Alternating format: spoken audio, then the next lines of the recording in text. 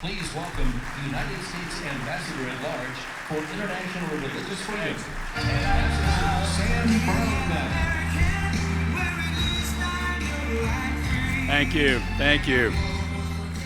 Thank you very much. And a pleasure to be with you. I always love coming to Colorado, the beautiful mountains.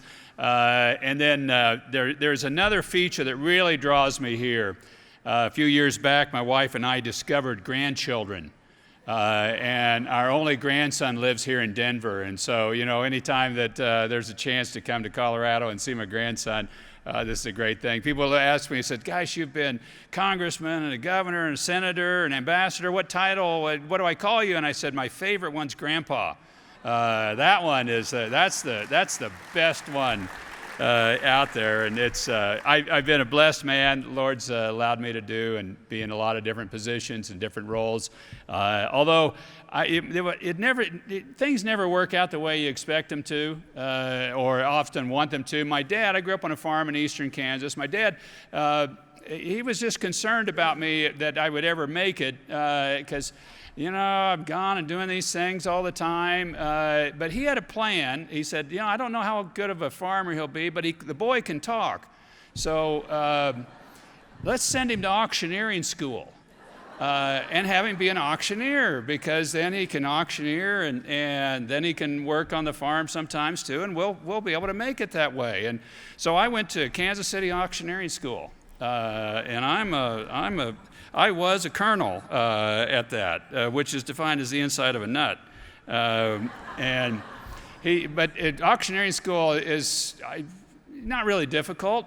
It's about a 2-week program, and they teach it. I can teach you actually right now if you'd want to learn how to auctioneer. It's pretty simple. It's a series of poems. So we start off with Rubber Baby Buggy Bumpers. Rubber Baby Buggy Bumpers. Okay, you passed grade 1 of auctioneering school. And then you get to Tommy a Tadimus took 2 T's, tied them to the top of 2 tall trees. So you go Tommy a Tadimus took 2 T's, tied them to the top of 2 tall trees. Okay, that's grade 2. And then, all this is to kind of limber up and then to be able to get you to talk faster. Then you get to finally the graduate level is Betty Botter.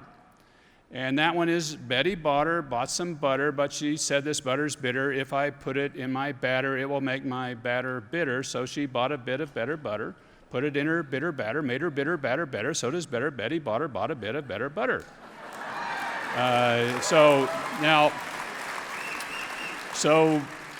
All right, let's try that one. Okay, we get this. And then you do it. You try to get the rhythm to it. You go, Betty Botter bought some butter, but she said this butter is bitter. If I put it in my batter, it will make my batter bitter. So she bought a bit of better butter, put it in her bitter batter, made her bitter batter better. So does better Betty Botter bought a bit of better butter. Sold. And you go, I got a bid there. So, but that plan didn't work either. So I failed as an auctioneer and went on in to get to serve in a lot of different capacities. And I don't think I've ever been in a more important role than I'm in now.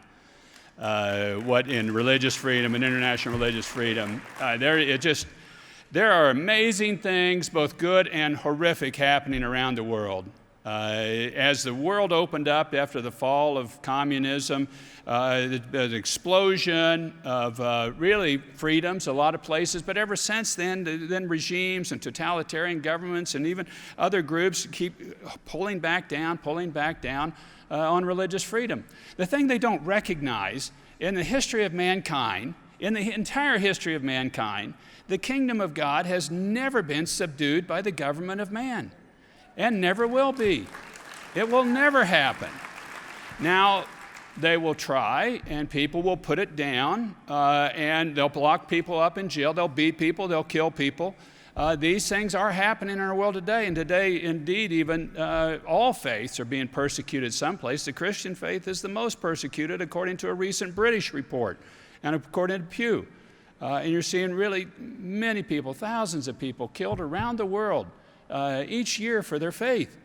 And yet, things just keep expanding. And it's a very interesting time, too, and that the Western mindset had it that as modernity would grow more and more, and as the scientific world would grow more and more, religion would become less and less.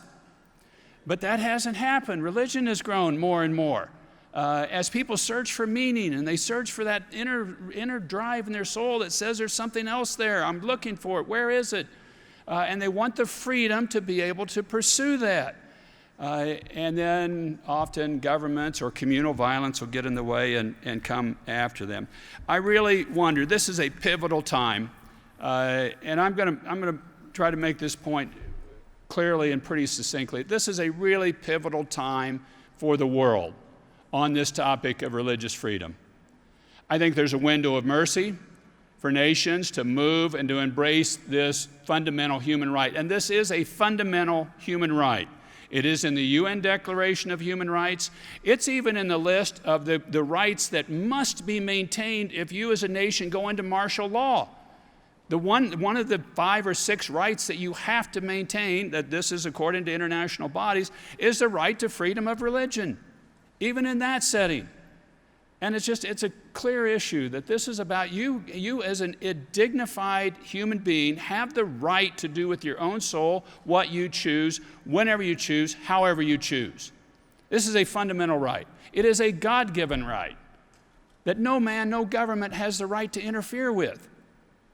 And yet governments try to do it and do it all the time in many places. I really wonder as I look around and I ask myself, are my children and grandchildren going to have the same sort of opportunities and same sort of religious freedom that I had? Or is it going to look much more authoritarian of the systems in the future?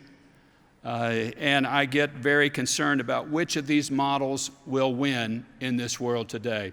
Let me describe to you some of the, unfortunately, authoritarian models that are being developed now to put down and to oppress religious freedom. And some of them are by very large countries. We're seeing China today put forth a very aggressive authoritarian model, particularly in the western part of China, using artificial intelligence and cameras with facial recognition systems and social credit scores, so that if you have too low of a social credit score, if you go to the mosque or the church too much, you get a low credit score.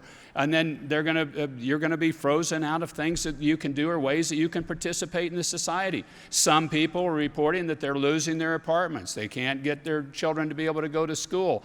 There is now, and I was just in Hong Kong reading the newspaper there, a bus system that you can get on the bus, and it facially, when you walk onto the bus, it facially recognizes your face and in 3 seconds hits your credit card for the fee. And so you don't have to pull out any money or anything. It just sees you, recognizes you, hits your account in 3 seconds, you walk onto the bus. And some people are saying, great, what a convenience.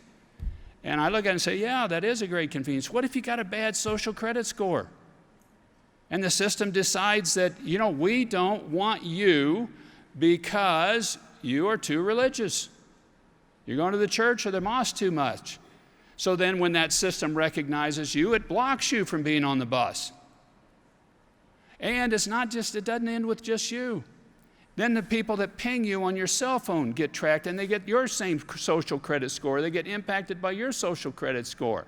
Now they may not be as religious as you, but they're coming to you and saying, look, will you quit it? You're hurting me. Now I can't use this system. And you talk with some people in the underground church movement in that country, and this system scares them more than the era of Mao and the Cultural Revolution, when people were locked up and people were killed for their faith. And it scares them more because in that system they created a group of martyrs and saints.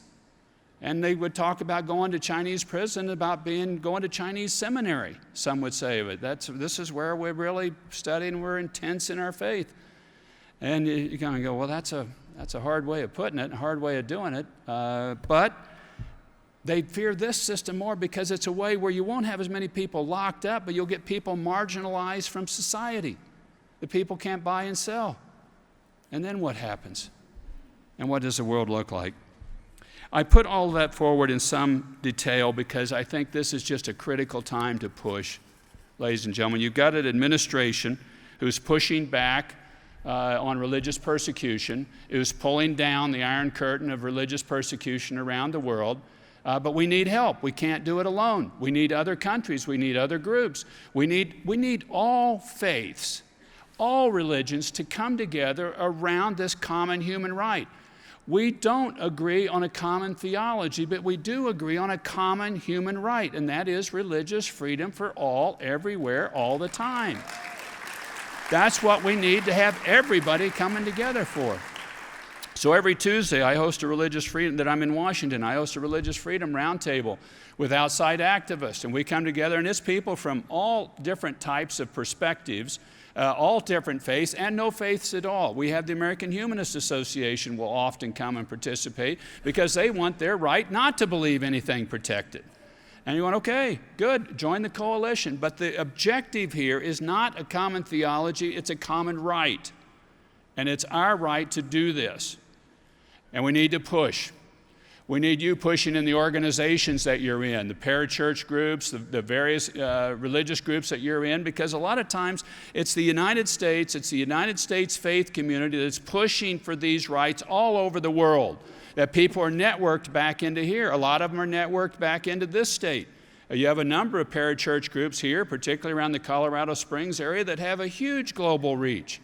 And they're out there contacting and in touch with people all the time, but they've also got to work to push open those gates of religious freedom around the world. And you need, if you're connected with some of those groups here in the United States, you need to be standing for the religious freedom for others in other places around the world, whatever their faith is, or no faith at all, so that we see that this common human right becomes a real thing in practice, a real thing in operation. And we need to do that through our churches. You need to do that through your representatives, through your congressmen, your senators, through your governors, that they would be pushing for these common rights as well. Again, because it's the United States that's the center of gravity to push for this right. The rest of the world signed up for it and agreed to it, but people won't push it in other places. We're the ones that will push it, and if we don't push it, nobody will push it. And it's my firm belief that there are people praying all over the world right now that the United States will push for this right so that they can experience this freedom. And that they're huddled together quietly someplace, hoping they don't get discovered by government or local officials, hoping they don't get locked up somewhere, but praying, God, help us. Let us be free.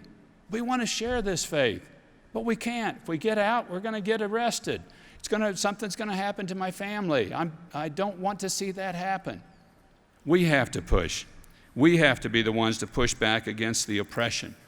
We have to be the ones that will stand up for faith.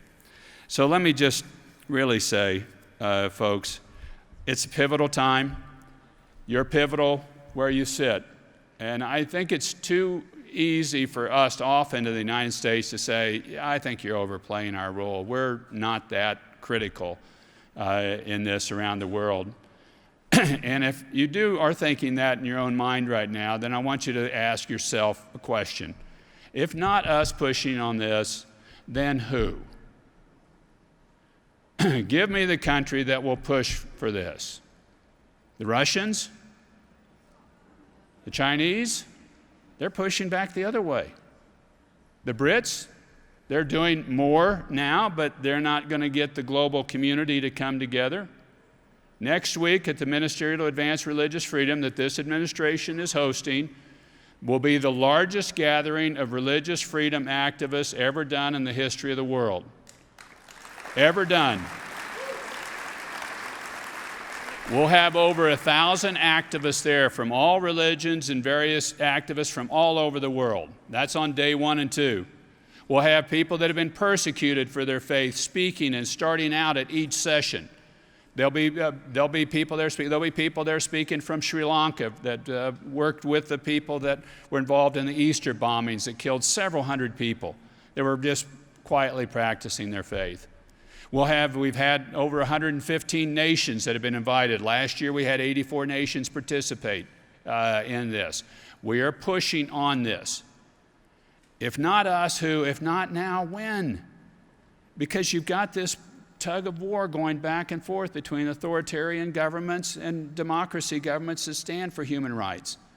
And it's not an esoteric debate. This is a very real thing. And unfortunately, a lot of times the democracy advocates have not been winning some of these fights. The more authoritarian regimes have been.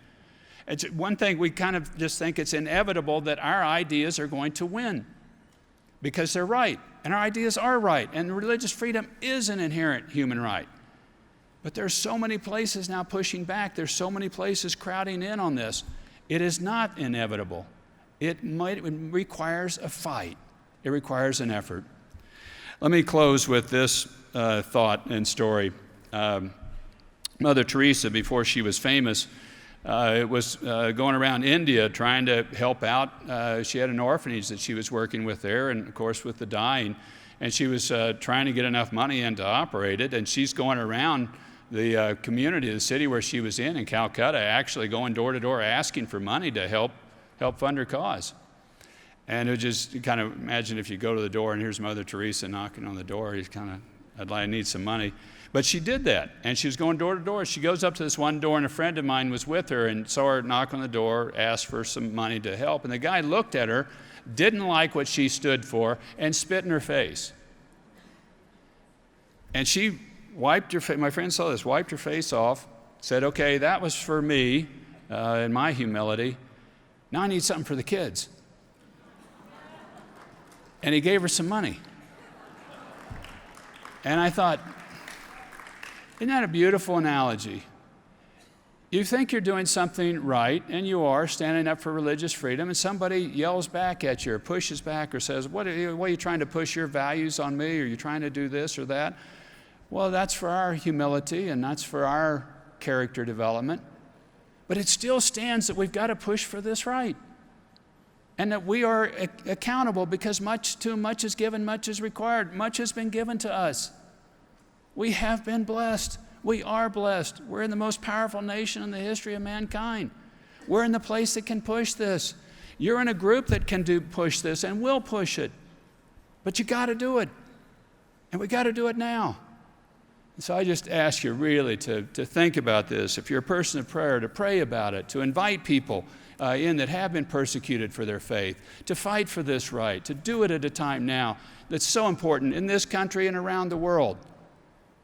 And so that when we're called to task, what'd you do with your life, you can say, look, I really did fight for some key things that were important. And amongst it was for freedom and for freedom of religion, this God-given right that God knew when he gave it to us, that we'd mess it up. And he'd have to send and correct for it, and did. And yet he still did it because this is such a precious freedom. Fight for it. God bless you all. Thank you.